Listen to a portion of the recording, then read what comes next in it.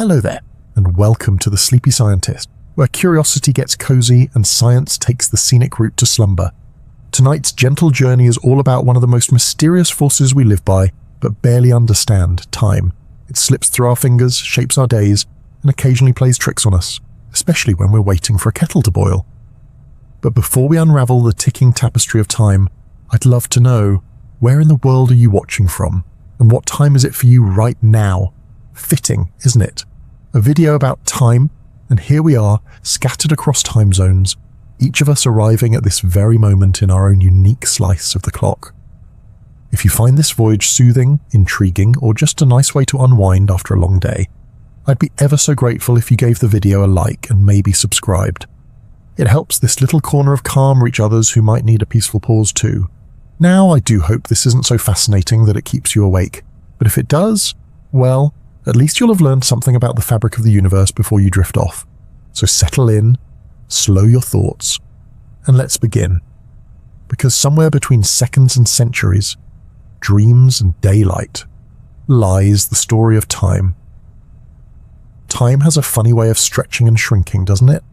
10 minutes spent stuck in traffic can feel like an eternity, while 10 minutes on your favourite hobby disappears faster than the last biscuit in the tin, and yet clocks tick forward at the same rate, second after second, minute after minute. So what's going on?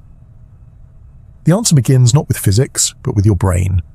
Our perception of time, that internal sense of when things start and end, is surprisingly flexible. Psychologists call it subjective time, and it's heavily influenced by things like attention, emotion, and memory. In other words, how you feel about time can be very different from how time is actually passing. Let's start with the oddity of waiting. Imagine you're in a doctor's waiting room. The walls are beige, the magazines are ancient, and the clock ticks loudly in the corner like it's trying to win a competition for the world's most annoying sound. 5 minutes there can feel like half an hour. That's because your brain is starved for stimulation. When not much is happening, your attention turns inward, and that internal focus makes you more aware of each passing second. Compare that to a lively conversation with a friend or getting lost in a good book. In those moments, you're fully engaged, and your brain isn't keeping track of time so closely. It's like your mind goes, we're busy, no need to watch the clock. And before you know it, hours have flown by. This is sometimes called the flow state, a term coined by psychologist Mihaly Csikszentmihalyi, where your sense of time fades into the background as you become fully absorbed in the present. Interestingly, the novelty of an experience also plays a role. When you encounter something new or unfamiliar, your brain takes extra time to process and store the memory. Later, when you look back, it feels like more time must have passed because there's more mental footage of the event. That's why childhood summers seem to stretch on forever. Your brain was constantly encountering new experiences, and it logged every bit of it. As we get older and routines set in, our brains get more efficient at compressing memories. Fewer highlights, shorter reels. Time seems to speed up. Emotion plays a part too. Studies show that fear and anxiety can slow our perception of time while joy and excitement speed it up. There's even a theory that in dangerous or intense situations, your brain creates denser memories, giving the illusion that time has slowed down. This is sometimes reported by people who've been in car accidents or other emergencies. It's not that time actually slows down, it's that your brain records more details per second, creating a sort of slow-motion playback effect. Then there's the curious case of boredom. You've probably heard the phrase, time flies when you're having fun, but the opposite, time crawls when you're bored, is equally true. Neuroscientists have found that when we're bored, the brain's internal pacemaker, yes, that's a real term, becomes more active. This creates more pulses in our perception, making time seem to drag. It's like having an over-enthusiastic drummer in your head, tapping out every beat of a dull moment. Cultural background and language also influence how we perceive time. In English, we often talk about time as if it's a resource. We spend time, save time, or run out of it. Some languages, like Hopi or Aymara, don't treat time as a line you move along, but more like a landscape or a set of conditions. This shapes how people in different cultures think about the future and the past. In fact, in some parts of the world, people point behind them to indicate the future because it's unknown, and in front of them to show the past because it's already visible. Quite the opposite of how we usually picture things. But what about our inner clocks? Surely there must be some kind of biological mechanism ticking away, giving us at least a rough idea of the passage of time. There is Sort of. Humans have something called a circadian rhythm, a 24-hour cycle that helps regulate sleep, body temperature, and hormone levels. But that's more like a daily timer than a stopwatch. For shorter periods, seconds, minutes, scientists believe we use a kind of mental timekeeper, often compared to a stopwatch in the brain. This system involves a network of brain regions, including the basal ganglia and the cerebellum, and it seems to rely on a steady stream of neural pulses. When we estimate how long something takes, we're subconsciously counting those pulses.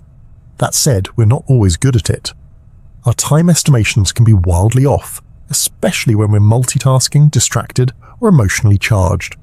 There's even a psychological phenomenon called the return trip effect, where the journey back from somewhere feels shorter than the trip there, even if it takes the exact same amount of time.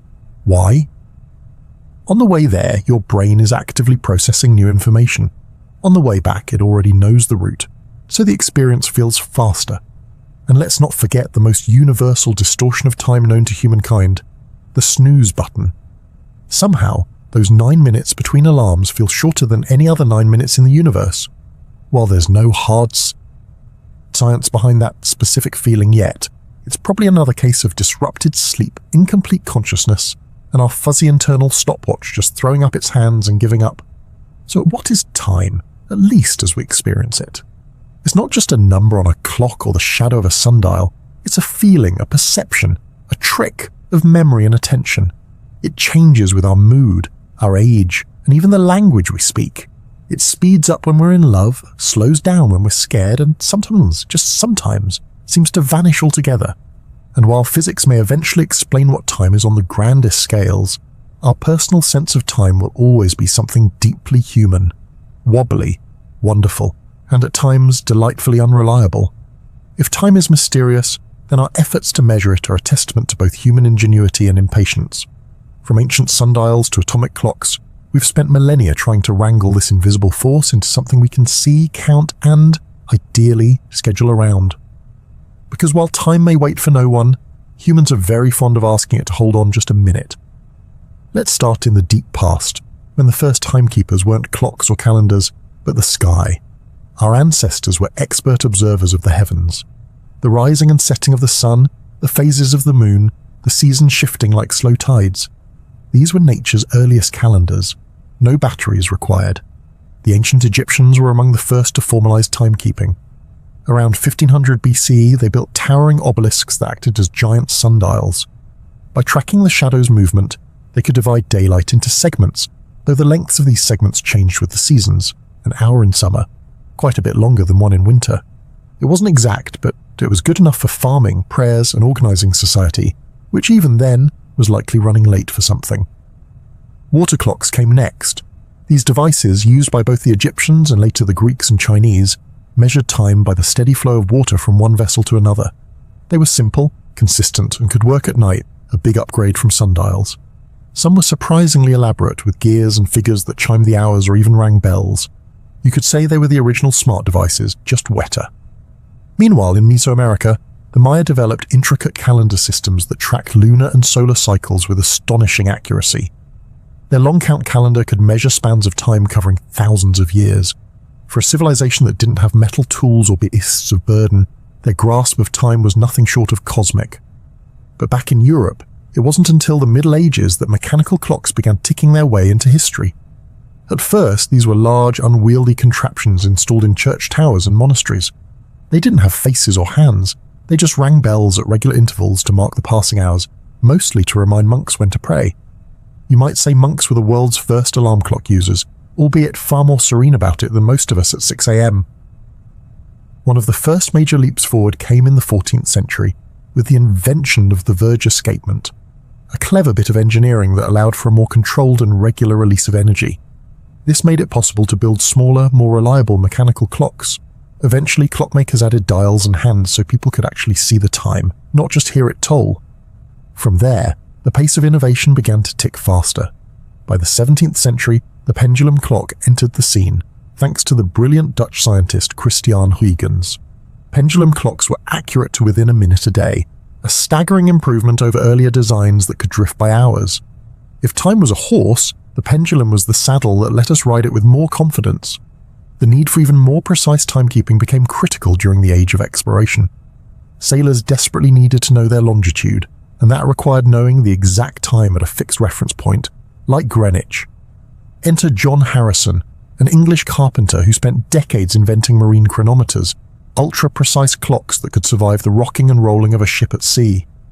His fourth model, H4, changed navigation forever and earned him a belated but well-deserved place in history.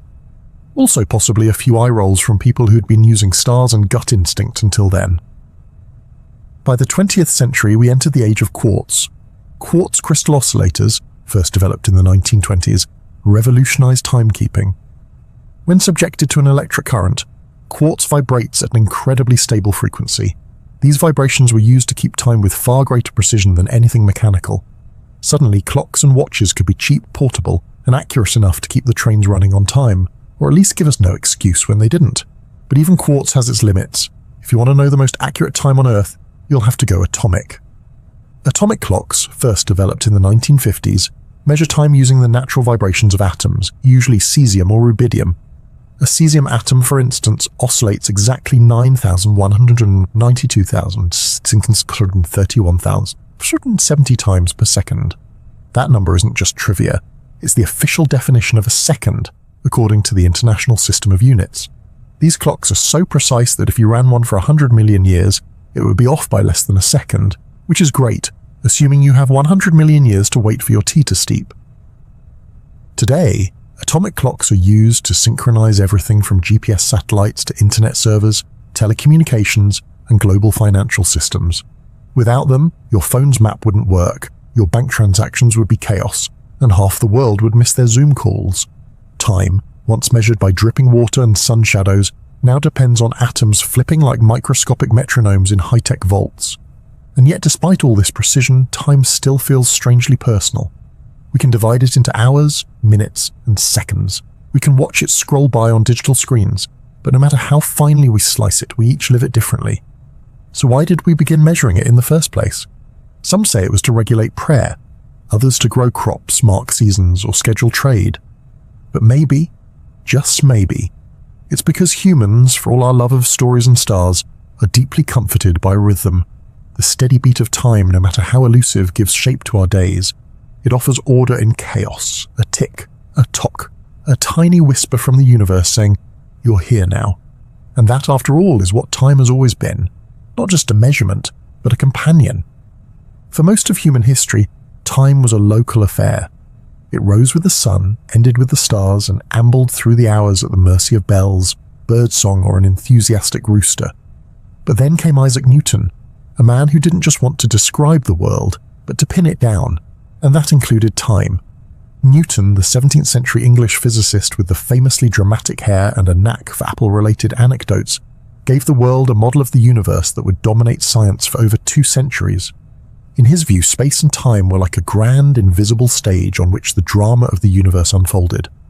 The actors, planets, apples, cannonballs, and eventually bicycles, moved about, but the stage itself never changed. Time in this picture was absolute. It ticked along at a constant rate, everywhere, for everyone, forever. This concept, absolute time, was central to Newton's physics. In his own words, absolute, true, and mathematical time of itself and from its own nature flows equably without regard to anything external. In other words, time is like a river that flows at a steady pace regardless of whether anyone is watching, counting, or floating along in a canoe. It made intuitive sense. Drop an object today or tomorrow, here or in another city, and Newton's equations could tell you exactly where it would be at any point in time, assuming you had enough coffee and a solid grasp of calculus. Time was the steady backdrop against which motion, force, and gravity did their thing. Newton's absolute time gave scientists a powerful tool. It allowed them to describe motion in precise terms, to synchronize events, to create reliable predictions. If you wanted to calculate the orbit of a planet, the swing of a pendulum, or the fall of a cannonball, you could now plug it all into one neat mathematical framework. Time in this model was universal, the same everywhere for everything, ticking along in perfect impartial harmony. But for all its usefulness, this idea came with a rather large assumption, that time was a thing in itself, existing independently of the stuff happening within it, a kind of invisible metronome keeping the beat of the cosmos. There were, however, a few dissenting voices. The philosopher Gottfried Wilhelm Leibniz, Newton's intellectual rival and co-inventor of calculus, didn't buy into the idea of absolute time, or Newton's version of calculus for that matter. Leibniz argued that time was not some universal backdrop, but a measure of change, a way of describing the order of events. Without events, he claimed, there is no time. It's not a thing on its own, but a relationship between things. Imagine a clock in a completely empty universe ticking away in total silence and darkness. For Newton, that clock is still measuring time. For Leibniz, it's just a fancy paperweight with no one to notice. To him, time only has meaning when things happen. Newton wasn't having it. He insisted that time was real and flowed regardless of what was going on, which, to be fair, does match the feeling of waiting for a pot to boil. Newton's ideas eventually became the foundation of what's now called classical mechanics. And for a very long time, classical mechanics worked beautifully. It could describe the motion of falling objects, swinging pendulums, the orbits of the moon and planets, and even, with enough effort, the motion of a juggling unicyclist. So it's worth pausing to admire just how successful Newton's framework was. For hundreds of years, scientists relied on his absolute time and space to explore the natural world. Clocks became more precise, navigation improved, engineering leapt forward, steam trains ran on time, or at least had a better excuse when they didn't. But here's the twist. As good as Newton's model was, it eventually started to crack under pressure. In the 9th century, scientists studying light and electromagnetism noticed strange things. Experiments suggested that the speed of light was always the same, no matter how fast you were moving. That didn't make sense in Newton's universe. If a car speeds up, it should catch up to light a little more quickly, right? But it didn't. The light always sped away at the same pace. This problem simmered for a while until a young patent clerk named Albert Einstein, but we'll leave his entrance for another chapter. Suffice it to say, he would take Newton's absolute time, give it a polite nod, and then turn it completely upside down. Still, Newton's idea of time as an ever-flowing universal quantity left a deep imprint on science and culture. We still speak of time as something we can waste, spend, or save, all phrases that make sense if time is a commodity trickling away. Our workdays, school bells, and microwave settings all run on the belief that time ticks the same for everyone, and in many everyday situations, that's still perfectly true. When you're baking a cake, catching a bus, or trying to remember when your online order is due, Newton's time works just fine. It's only when we start dealing with high speeds, strong gravity, or extremely small scales that Newton's picture begins to blur. So in the grand story of time, Newton gave us a solid middle chapter, a vision of a predictable mechanical universe running like, well, clockwork. He brought order to the cosmos and made time something we could measure, trust, and, if only briefly, understand. But time, as we'll see, has more than one personality. And while Newton's time is wonderfully logical, the universe may not be quite so straightforward. If Isaac Newton imagined time as an endless river flowing at a steady pace for everyone, Albert Einstein came along and said, actually, it's more like a wibbly-wobbly trampoline. That's not a direct quote, but it's surprisingly close to the truth. In the early 20th century, Einstein upended our understanding of time with a set of ideas so radical they reshaped the very fabric of reality. He called it relativity, and it came in two parts, special relativity and later general relativity. Both of them had plenty to say about time, none of it particularly intuitive. Let's begin with special relativity, published in 1905, when Einstein was just 26 and working at the Swiss Patent Office, probably spending his lunch breaks rewriting the universe. One of the key ideas of special relativity is that the laws of physics, including the speed of light, are the same for all observers, no matter how fast they're moving. Now, this causes a problem for Newton's absolute time. In Newton's world, if two people are moving at different speeds, they still agree on when things happen. But in Einstein's world, that's not necessarily true. Events that appear simultaneous to one person might not look simultaneous to someone moving at a different speed. This leads to one of the strangest consequences of special relativity, time dilation. Simply put, the faster you move, the slower time passes for you, relative to someone standing still. If you were to board a spaceship and zoom off at near light speed, your onboard clock would tick slower than the one back on Earth. You'd age more slowly, your hair would take longer to grow, you'd miss entire seasons of your favorite shows. This isn't just science fiction, it's been observed. One famous experiment involved flying atomic clocks around the world on airplanes. When compared to identical clocks that stayed on the ground, the airborne ones had ticked ever so slightly more slowly. Not enough to notice unless you're very punctual, but enough to prove that time really does slow down with speed. And then there's the famous twin paradox. Imagine two identical twins. One boards a spaceship and flies around the galaxy at high speed. The other stays home, feeds the cat, and waits. When the traveling twin returns, they'll be younger than their sibling. Not because they used a great skincare routine in space, but because their time actually passed more slowly. The paradox isn't a contradiction. It's a feature of relativity. A confusing, mind-bending feature, but a real one. But speed isn't the only thing that messes with time. In 1915, Einstein expanded his theory into something even bigger: general relativity. This theory dealt with gravity and revealed that gravity, too, can warp time. General relativity describes gravity not as a force, but as the curvature of space-time caused by mass. The more massive an object, the more it bends space-time around it, like placing a bowling ball on a soft mattress. If time were painted onto that mattress, it would stretch and warp along with the space. What this means is that time runs more slowly in the stronger gravitational fields. If you stand next to something really massive, like a black hole or your friend's overpacked suitcase, time ticks more slowly for you than for someone farther away from the mass. Again, this isn't just theory, it's been measured on Earth. In one experiment, two super precise atomic clocks were placed at different altitudes, one at the base of a mountain and one at the top. The clock lower down, closer to Earth's center of gravity, ticked a tiny bit more slowly. Even a height difference of just a few centimeters can cause a measurable change in time. So yes, technically your head is aging faster than your feet. This phenomenon, called gravitational time dilation, has real-world consequences.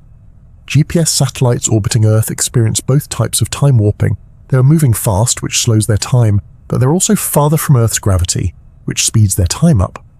To keep your phone's map accurate, their onboard clocks are constantly adjusted to account for these distortions. Without those corrections, your location would be off by several kilometers within minutes. Time doesn't just pass, it wobbles, and technology has to wobble with it. So what does all this mean for our understanding of time? Einstein showed us that time isn't an absolute universal river.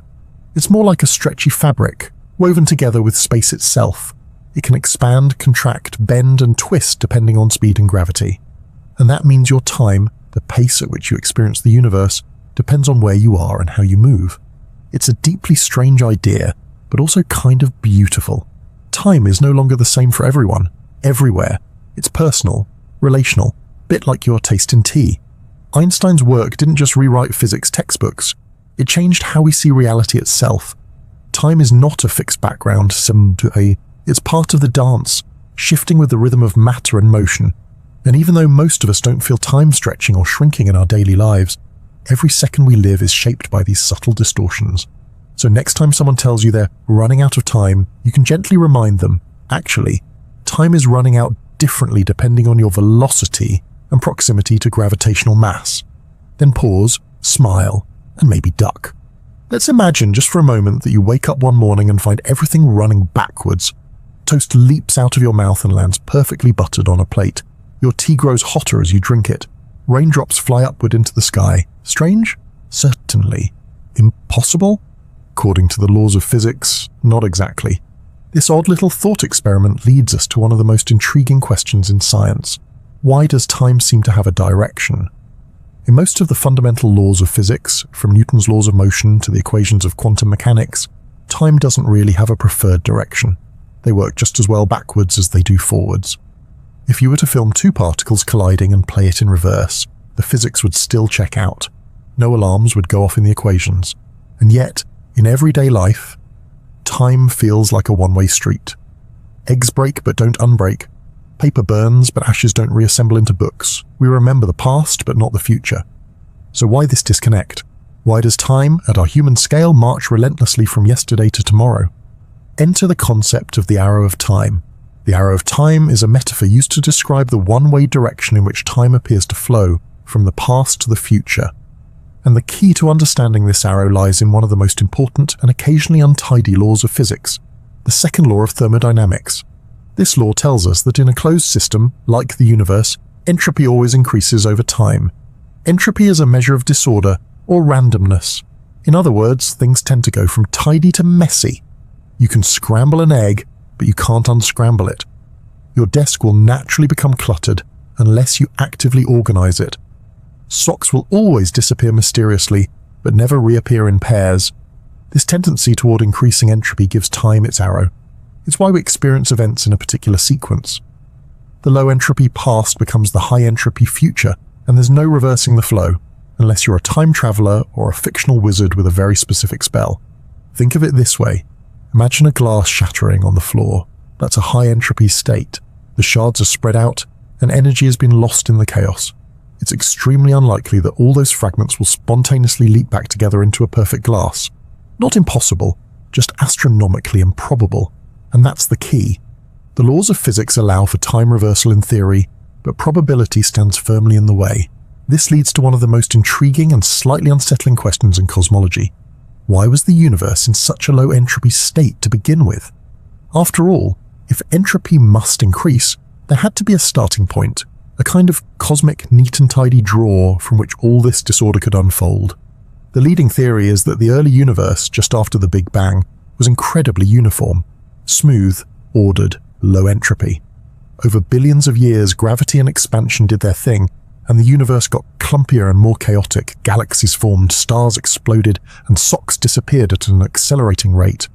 But why it started that way is still one of physics' biggest open mysteries. Some scientists suspect the answer lies in the deep relationship between entropy, time, and the geometry of space itself. Others wonder if the question is even meaningful, or if we're just asking it from the wrong angle, like a goldfish trying to understand water. There are other arrows of time too, each pointing the same way. There's the psychological arrow. We remember the past, not the future. That's because memories require physical processes in the brain that leave behind traces, and those traces are part of entropy increasing. You can't remember the future because it hasn't happened yet, and no traces have been laid down. There's the causal arrow, causes precede effects. You flip a switch and the light comes on. You don't turn on a light and then decide to flip the switch. Again, this follows entropy. Flipping the switch adds energy, light spreads out, and the universe becomes a slightly messier place. And finally, there's the cosmological arrow, the expansion of the universe itself. The fact that galaxies are moving away from each other, space is stretching, and everything is cooling down over time gives a sense of direction to the cosmos. If the universe were contracting, would time feel like it were running backward? That's a theoretical playground scientists still enjoy exploring. It's worth noting, though, that these arrows, entropy, memory, causality, and cosmic expansion, all line up. They all point in the same direction, which is comforting in a way. It suggests that time isn't just a random illusion, but something deeply woven into the structure of reality. A direction carved by the flow of energy, the march of disorder, and the gentle spreading out of everything from a once very tidy beginning. But not everyone is convinced that time, as we experience it, is fundamental. Some physicists argue that the arrow of time is an emergent phenomenon, something that arises only when complex systems, like us, observe simpler ones, like tea cooling or egg scrambling. In some interpretations of quantum mechanics, time is just another parameter, not a force, not a flow, just a label for different states. The universe doesn't feel time, we do. And that's the curious thing. No matter how deeply we dig into entropy, probability, or equations, time continues to be both incredibly real and maddeningly elusive. It's something we ride like a current, but we can never quite step outside of it. We don't know what's ahead. We can't go back. And yet we live our lives by its rhythm, comforted by the fact that the future, however uncertain, is always on its way. So the next time you feel like time is slipping away, remember, it's not lost. It's just following the one rule it's really good at, moving forward, increasing entropy, and leaving a trail of mismatched socks and empty teacups behind. If classical physics treats time as a dependable train schedule, always on track, ticking along steadily, then quantum mechanics treats it more like a jazz improvisation, flexible, mysterious, sometimes dissonant. And just when you think you understand what's going on, it throws you a cat in a box and asks you to consider whether it's both alive and dead. Welcome to the quantum world, where reality gets fuzzy and time becomes more of a polite suggestion than a fixed rule. In the classical universe, you can point to an object and say, it's right there doing that at this exact moment. But in the quantum realm, particles don't have neat positions or momenta. Instead, they exist as probability waves, mathematical clouds of where they might be and what they might be doing. So where does time fit into all this? Surprisingly, time doesn't play the starring role in quantum mechanics that it does in classical physics or general relativity. In fact, it mostly shows up as a background parameter, something we plug into the equations to keep things moving, like pressing play on a simulation. Take the Schrödinger equation, the foundation of non-relativistic quantum mechanics. It describes how a quantum system's wave function, that weird cloud of probabilities, evolves over time. But unlike in relativity, time in this equation isn't something that bends or stretches. It's just there, a silent spectator, an external stopwatch that never changes, never warps, and certainly doesn't ask for attention. This creates a curious split. On one hand, quantum mechanics describes the evolution of states over time, but it doesn't explain what time is.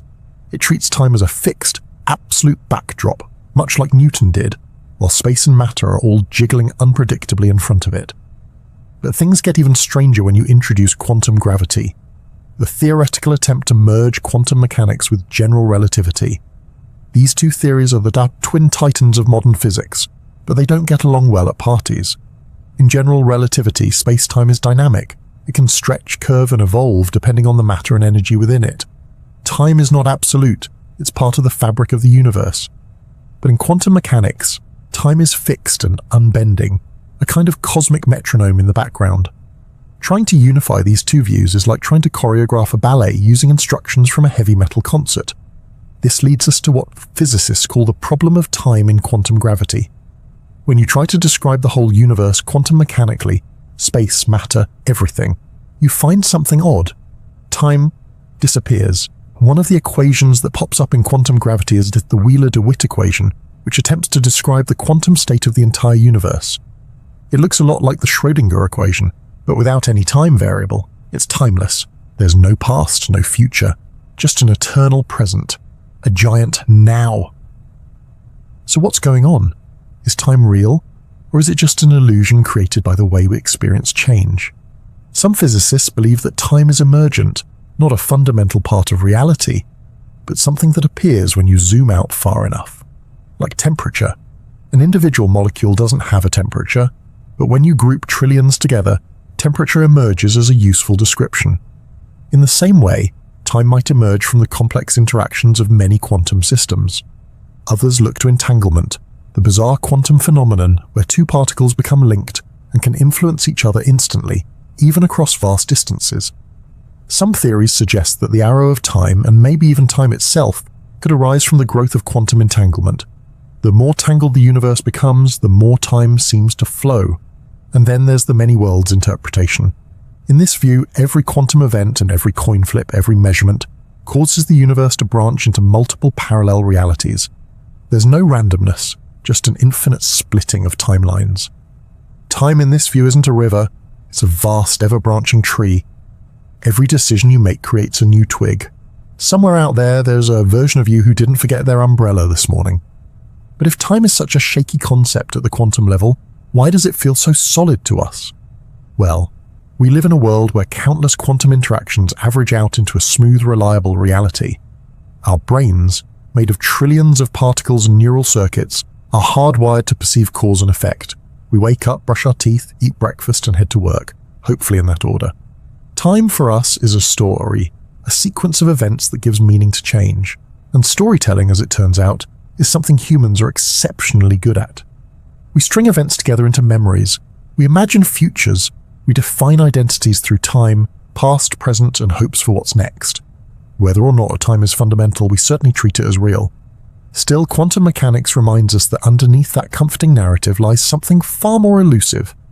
Time may not be the ticking of a clock or the turning of a page, but the unfolding of possibilities, the evolution of probability, the hum of reality tuning itself ever so slightly with every passing moment. So while your wristwatch says it's 10 minutes to midnight, quantum physics whispers, well, yes, from a certain point of view. Time isn't just something tracked by ticking clocks or orbiting planets. It's also humming quietly inside you, in your cells, your sleep, your appetite, and even your mood. Whether you're a night owl, an early bird, or a perpetually groggy pigeon, your body is running on its own internal clock. And it's a very old one. This internal clock, or more precisely a network of them, is what scientists call the circadian rhythm. From the Latin circa diem, meaning about a day, circadian rhythms are the biological processes that follow a roughly 24-hour cycle. They regulate everything from when you feel sleepy to how your body processes food, and they're found in nearly all living things: humans, plants, animals, fungi, even some bacteria. If it's alive and vaguely organized, it probably tells time. The master conductor of your circadian orchestra is a tiny region in your brain called the suprachiasmatic nucleus, or SCN for short. It's located in the hypothalamus, just above the point where the optic nerves cross, a very strategic position because it allows your body clock to sync up with light. When your eyes detect sunlight in the morning, the SCN gets the memo and sends out signals to adjust everything from hormone levels to body temperature. It's like your brain's version of tapping the snooze button on the sun. One of the SCN's most important jobs is controlling the release of melatonin, often called the sleep hormone. Melatonin levels rise in the evening, helping you feel drowsy, and fall in the morning to help you wake up. It's your body's way of saying, hey, maybe don't watch another episode right now. Whether or not you listen is another matter entirely. But here's the thing, while your circadian rhythm runs on a roughly 24-hour cycle, it's not exactly 24 hours. Most humans naturally run a little long, about 24.2 hours give or take, which means that left entirely to our own devices, like in a cave with no clocks, we'd gradually drift out of sync with the actual day. Light exposure is what keeps us anchored. Morning sunlight resets the clock daily, keeping us in harmony with the Earth's rotation, or at least vaguely within range of our morning alarms. Disrupt this delicate system and things get weird. Enter jet lag, humanity's least favorite travel souvenir. Jet lag happens when your internal clock is out of sync with your external environment, say when you fly across several time zones in a few hours. Suddenly your brain thinks it's midnight when it's actually lunchtime, and your stomach, liver, and even your immune system are all deeply confused. That's because different parts of your body adjust to new time zones at different speeds. Your brain might reset quickly, but your digestive system might still be living in last week's time zone, wondering why dinner smells like airport pretzels. Another modern culprit is artificial light. Before electric lighting, humans were largely guided by natural daylight. We woke up with the sun and got sleepy when it set, a rhythm still preserved in traditional societies with little exposure to artificial light. But today, we're surrounded by screens and bulbs that emit blue light, which tricks our brains into thinking it's still daytime. This can suppress melatonin production and shift our circadian rhythm later, making it harder to fall asleep and more difficult to wake up. It's not so much that we're night owls now, it's more like we've invited a neon owl into our living rooms and handed it the remote. Interestingly, not everyone's circadian rhythm is the same. Some people are naturally morning types, or larks, who spring out of bed with suspicious amounts of energy. Others are evening types, or owls, who hit their creative stride just as everyone else is brushing their teeth. These chronotypes are partly genetic, so if you're not a morning person, it's probably not just laziness. Your brain genuinely doesn't believe it should be awake yet, and honestly, who are we to argue with 1 billion years of evolution? Circadian rhythms also influence body temperature, which typically drops in the early morning and rises throughout the day, peaking in the late afternoon. This is why many athletes and performers tend to do better later in the day. Their bodies are warmer, more alert, and running at peak efficiency. On the flip side, this is also why early morning presentations can feel like trying to do calculus while half frozen. But the influence of biological time goes beyond sleepiness and thermodynamics. It affects your metabolism, your immune system, your mood, and even how you respond to medications. There's a growing field called chronopharmacology, the study of how drug effectiveness changes depending on the time of day. It turns out that timing matters. The same medicine might work better in the morning or evening, depending on what it targets and your body's readiness to absorb it. Plants too follow circadian rhythms. They open their leaves to sunlight during the day and close them at night. They even anticipate dawn starting to stir slightly before the first rays hit. This isn't just a passive response to light. It's an active, internal cycle that persists even in constant darkness. The sunflower doesn't follow the sun because it sees it, it turns because it remembers. And in animals, from birds to bees to rodents, circadian rhythms help regulate everything from migration to foraging to hibernation. Even fungi, those mysterious forest floor dwellers, have internal clocks that govern spore release and growth cycles. All of this paints a picture of life on Earth as deeply intertwined with time, not the abstract kind measured by atomic clocks, but a biological time grounded in light and dark, warmth and cold, hunger and rest, a time that pulses through living things like a gentle drumbeat. So the next time you feel tired at 3 p.m. or unusually perky at night, it's not random, it's rhythm. Your body is dancing to an ancient invisible beat, one that kept our ancestors safe and well-rested long before time zones, digital watches, or double-shot espressos. And while we may try to bend time to our will with alarms and schedules, deep down, our cells are still following the sun. Slowly, quietly, faithfully. Have you ever noticed how time seems to play favorites? A holiday week flies by like a feather in the breeze, but the last 10 minutes of a Zoom call you didn't want to be on in the first place. That feels like you're trapped in a slow-cooking rice pudding of eternity. This isn't just poetic exaggeration, it's psychological time at work. That is, the wonderfully warped way our minds perceive time's passage, which often has very little to do with clocks and calendars. If physics tries to describe time as it is, psychology tries to explain how it feels, and those two can be wildly different things. Let's start with perhaps the most basic distortion. Time flies when you're having fun. This cliché actually holds up to scientific scrutiny.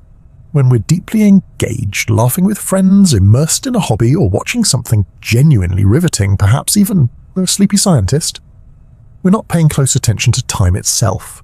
Our focus is absorbed in the moment, and our brain effectively stops counting the seconds. The result, time appears to vanish. On the flip side, boredom stretches time like taffy. When nothing is engaging us, say you're waiting at the DMV, watching paint dry, or listening to someone explain crypto for the 15th time, your brain starts clock watching.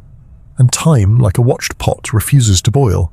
You become hyper-aware of each passing second, and every moment feels longer than it actually is. There's also the peculiar phenomenon of retrospective versus prospective time. When you're in the moment, time might feel fast or slow depending on your engagement level. But when you look back on it, the effect can reverse. Let's say you spent a week hiking through unfamiliar terrain. During the week, the days might have flown by, but looking back, the trip feels long, packed with vivid memories. That's because novel experiences create more mental bookmarks. Your brain stores more detail, and that gives the impression that more time has passed.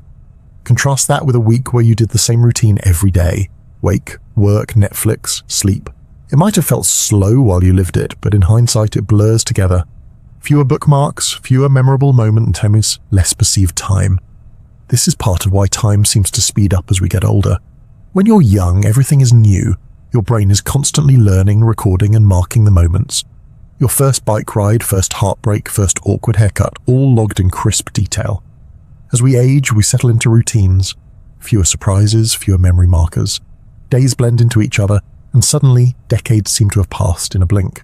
It's not that time is going faster, it's that our brains are logging it less actively. We're building mental highways instead of wandering new trails. There's also the curious effect of emotional intensity on time. When we're scared or anxious, time often feels like it slows down. This isn't just dramatic storytelling, it's been tested in labs. People who experience sudden shocks, like bungee jumps or simulated freefalls, report a feeling of stretched out moments. One theory is that the brain under stress goes into overdrive, capturing more detail. Later, when we recall it, the dense memory gives the illusion of slow motion. But interestingly, time doesn't actually slow down in the moment. In experiments, people don't perform better during the event itself. They just remember it as longer afterwards. So while your memory says, "That was the longest roller coaster drop of my life," your stopwatch says, "Actually, it was 3.2 seconds. Still impressive, just not Matrix level. Then there's attention, perhaps the most potent shaper of psychological time. When we pay close attention to time, like waiting for cookies to bake, we experience every tick of the clock. But when our attention is elsewhere, absorbed in music, reading, or conversation, time recedes into the background.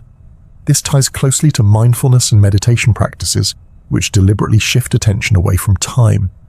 When we focus on the present moment, a breath, a sound, a sensation, time seems to dissolve. It's not that we enter a trance or lose touch with reality, it's that we stop measuring time and simply exist within it. For many, this feels profoundly freeing. You're no longer chasing the next hour, you're living fully in this one. On the more complex end of the spectrum, there are altered states of consciousness. States brought on by deep meditation, intense emotion, or certain substances, where people report time slowing, speeding up, looping, or disappearing entirely. Some even describe timelessness, not a distortion of time, but the absence of it. As if for a brief moment, they stepped outside the river and looked at it from the bank. Neurologically, these experiences may involve changes in activity in the default mode network of the brain, a set of interconnected regions involved in self-referential thought, memory, and time processing. When this network quiets down, our normal sense of identity and time can dissolve, which might explain why your most timeless moments, awe, flow, stillness, often feel the most meaningful. Children too have their own unique relationship with time. For very young kids, time is fluid, imprecise, and mostly irrelevant. Ask a 5-year-old how long 5 minutes is, and you'll likely get an answer that involves forever, or until I finish this snack. Only as they grow and are introduced to clocks, schedules, and the dreaded phrase just a few more minutes, do they begin to align with adult time. Some might argue that's the true loss of innocence. And finally, there's anticipation, our brain's built-in time machine. Looking forward to something makes time slow down. Is it Friday yet? While dreading something can do the same. We imagine future events in detail, rehearse conversations, worry over outcomes, all using the same neural machinery we use to recall the past. Time in this sense becomes elastic, stretched by hope and fear alike. So is psychological time reliable? Not really. Is it logical? Often no. But is it deeply human? Absolutely. We may live in a universe of ticking atoms and rotating planets, but the time we actually experience, the time that colors our lives, is woven from memories, emotions, attention, and imagination. It's time as felt, not measured. And maybe that's why it feels so personal, so strange, so beautifully inconsistent. Let's be honest, no discussion of time is truly complete until we ask the question that's launched 1,000 sci-fi novels, inspired countless thought experiments, and derailed more than a few dinner party conversations. Can we travel through time? Well, maybe, but it's complicated. Time travel, at least in theory, isn't entirely forbidden by physics. In fact, according to Albert Einstein's general relativity, the fabric of space-time is flexible. It can stretch, warp, and under the right red in incredibly extreme and possibly impractical circumstances, even loop back on itself. If that's true, then the idea of zipping to the past or future isn't completely out of the question. Let's start with the easy kind, traveling into the future. This one's not just possible, it's already been done. Remember time dilation from special relativity? If you move very fast or close to the speed of light, time slows down for you relative to someone standing still. If you zoomed around the galaxy in a spaceship at near light speed and returned to Earth, decades could have passed here while you'd only aged a few years. Congratulations, you've time traveled into the future. No flux capacitor required. This phenomenon has even been tested. Astronauts who spend months aboard the International Space Station experience a tiny bit of time dilation. They age ever so slightly less than their Earthbound counterparts. Not enough to notice without atomic clocks, but enough to prove the principle. They return to Earth microseconds in the future. Technically still on time for lunch, though. So future time travel? Check, done, easy. But what about the real mindbender, traveling into the past? Here, things get trickier.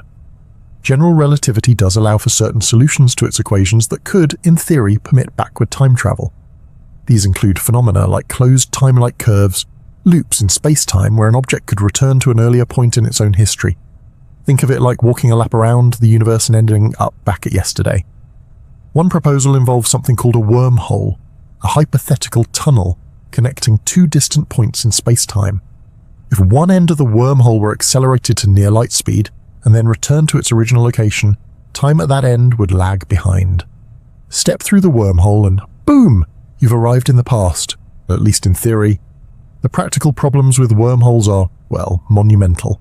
First, we're not even sure they exist. Second, if they do, they may collapse instantly. And third, keeping one open would require negative energy, something exotic and not currently available in your average home improvement store. So while wormholes are fascinating on paper, building one might be slightly beyond our current engineering abilities, give or take a few centuries. But even if we could travel back in time, we'd immediately run into some rather sticky paradoxes. The most famous is the grandfather paradox. You go back in time accidentally, or perhaps carelessly, prevent your grandfather from meeting your grandmother, and thus prevent your own birth. But if you were never born, how did you go back in time to begin with? It's a loop that logic can't quite untangle, a cosmic contradiction.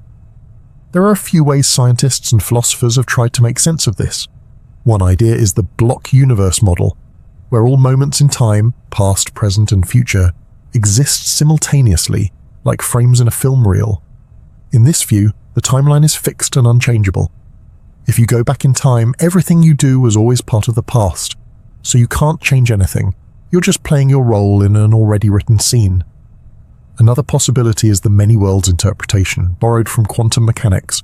In this scenario, if you go back in time and change something, you don't alter your original timeline. You create a new branching universe where events unfold differently. You can stop your grandfather from meeting your grandmother, but it only affects that branch of reality. Your original self is still safely anchored in their own universe, free from paradoxes and awkward family dinners. There's also the cheeky and very scientific-sounding Novikov self-consistency principle, which essentially says you can't create a paradox no matter how hard you try.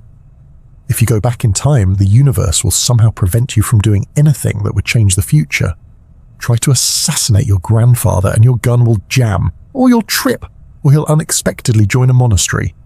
It's like the cosmos has a built-in insurance policy against timeline tampering. Still, all of this remains theoretical and highly speculative. No one has ever built a time machine. No one has ever documented a time traveler, not for lack of trying, and the internet is full of interviews with suspiciously modern-looking figures in old photographs. And physicists still debate whether the math permits or prohibits time loops. One interesting point: if backward time travel were possible, and if someone in the future eventually invents it, where are all the time tourists?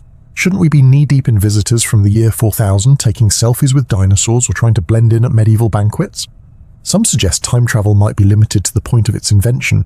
You can't go back to before the first time machine was created. Others think travelers might be incredibly discreet. Or perhaps, more realistically, time travel into the past is simply impossible, despite what the equations tease us with. And maybe that's for the best. As much as we fantasize about revisiting the past and fixing mistakes, reliving moments, buying absurd amounts of Bitcoin, perhaps time's one-way nature is part of what makes it meaningful. We can't edit our lives like a video. We move forward moment by moment with all the richness, imperfection, and unpredictability that comes with it. Still, it's fun to dream. And who knows? Maybe someone from the future is reading this right now, nodding quietly and thinking, ah yes, the primitive beginnings of temporal theory. If so, welcome. And please don't spoil how this chapter ends. After traveling through the physics of clocks and the psychology of minutes, after bending time near black holes and wondering about wormholes, we arrive at perhaps the strangest question of all. Does time actually exist? Now, that might sound like a philosopher's trick, the kind of thing you'd hear at 2 a.m. in a dorm room filled with empty tea mugs and earnest eyebrows. But it's a question that physicists too take seriously. Because when you peel back the layers of how we experience time and how we describe it mathematically, something strange starts to happen. It starts to disappear. Let's begin with a reminder of how we usually think of time. For most of us, it feels like a river, flowing smoothly, carrying us from past to present to future. We're all floating downstream, unable to paddle backwards, only forward, sometimes gently, sometimes in a rush, but always forward. This is called presentism, the philosophical idea that only the present moment is real. The past is gone, the future doesn't exist yet, and now is all there ever truly is. It aligns with how we live our lives, moment by moment, breath by breath, ticking along with our clocks and calendars. But there's another idea, one that Einstein's theories of relativity helped make famous. It's called eternalism, and in this view, time doesn't flow at all. All moments in time, past, present, and future, already exist. The universe is like a four-dimensional block, sometimes called the block universe. Time isn't something we move through. It's a dimension we're part of, just like space. In this view, your childhood, your future retirement, and everything in between are all laid out, like pages in the book. You don't become older, you already are older on some page, younger on another. You're not surfing time, you're a static thread woven into the fabric of a space-time quilt. Comforting? Maybe. A little spooky? Also yes. This concept arises naturally from relativity. Remember, simultaneity, the idea that two things happen at the same time, depends on your motion. Two observers moving at different speeds can disagree about what now means. That suggests there's no universal present moment, no cosmic stopwatch ticking for everyone, which makes the whole idea of a moving present a bit wobbly. If that's not enough existential spice, quantum gravity adds another twist. We touched on this in the quantum mechanics chapter. When you try to combine quantum physics with general relativity, time often drops out of the equations altogether. In the Wheeler-DeWitt equation, for example, there's no time variable, none. The universe, according to this view, is fundamentally timeless, but if time doesn't exist at the deepest level, Why does it feel so real? One possible answer: emergence. Time, like temperature or sound, may not be a fundamental ingredient of the universe. Instead, it might arise from more basic relationships between things, patterns, changes, interactions. The way clouds form from molecules, or waves appear in water. Time in this view is something our brains extract from the way things change. This is similar to how we perceive motion in film. A movie is just a sequence of still frames. But when shown rapidly, our minds perceive motion, a flowing narrative. Some physicists suggest that time might work the same way. What we perceive as the passage of time is really the brain stitching together changes in a fundamentally timeless reality. Enter physicist Julian Barber, who goes even further. In his view, time doesn't exist at all, not even as a parameter. Instead, the universe is a vast landscape of news, complete timeless snapshots of the universe. These nows don't change or evolve, they just exist. Our experience of time, he argues, comes from the way these nows are structured and how memory is embedded within them. A kind of cosmic photo album, if you like, with our consciousness flipping through the pages. It's a radical idea, but it raises an interesting possibility. Maybe the sensation of time passing is a feature of perception, not physics. After all, we humans are narrative creatures. We remember the past, we anticipate the future, we tell stories, we measure time because it helps us organize our experiences, plan our days, and understand change. Time is useful, perhaps essential, for sentient beings navigating a changing world. But that doesn't mean it's real in the way a rock is real, or a star, or a slice of cake, which also mysteriously disappears with the passage of time. Still, not everyone agrees that time is an illusion. Many physicists argue that even if time emerges from more fundamental processes, it still has real effects. Clocks tick, planets orbit, radiation decays. If we build a machine that consistently measures change, and that machine agrees with all the other machines, doesn't that make time real enough? Maybe that's the best answer. Time is real in the same way stories are real. Not because you can hold it or isolate it in a test tube, but because it structures the way things happen. It's the script that allows events to make sense, even if the script itself is printed on quantum paper that's written in a language we don't yet fully understand. So, does time exist? Well, perhaps not in the way we think it does. It might not be a flowing thing or a ticking clock behind the scenes, but it exists in our experience, our biology, our culture, and our equations. It exists in how we live and how we remember. It exists in every heartbeat and every bedtime story. And maybe that's enough, because whether time is fundamental or emergent, real or imagined, it gives shape to our lives. It reminds us that everything changes, that moments are precious, and that somewhere in the fabric of the universe you are, quite timelessly, here. And so, dear listener, we arrive at the end of our little voyage, or perhaps just another moment in the vast looping sea of them. We've wandered through ancient sundials and atomic clocks, ridden Einstein's warping waves of space-time, puzzled over paradoxes, and stared down the question of whether time exists at all. Along the way, we've seen that time is not just one thing, but many. A rhythm felt in the body, a trick played by memory, a wrinkle in gravity, a story told by change. And now, here you are, a little farther along your own timeline than when we began. But was it seconds, minutes, an hour? Or did the flow of words stretch and shrink like it so often does when the mind begins to soften into sleep? So let me ask you once more, gently, as I did at the start, where are you listening from tonight? And what time is it right now in your little corner of the world? Funny, isn't it? After all this talk about time being relative, flexible, maybe even imaginary, we still anchor ourselves to it. A glowing number on a screen, the hush of late evening, the feeling of winding down breath by breath. And if you found any calm in this quiet expedition, if the wonders of the cosmos gave you peace, or the questions helped you drift gently into your dreams, I'd be ever so grateful if you'd like the video, maybe subscribe and share this sleepy space with someone else who might need it. Time may be slippery, strange, and possibly a complete illusion, but right now, here in this moment, it's just you, this voice, and the slow rhythm of rest. Sleep well, fellow traveller, wherever and whenever you are.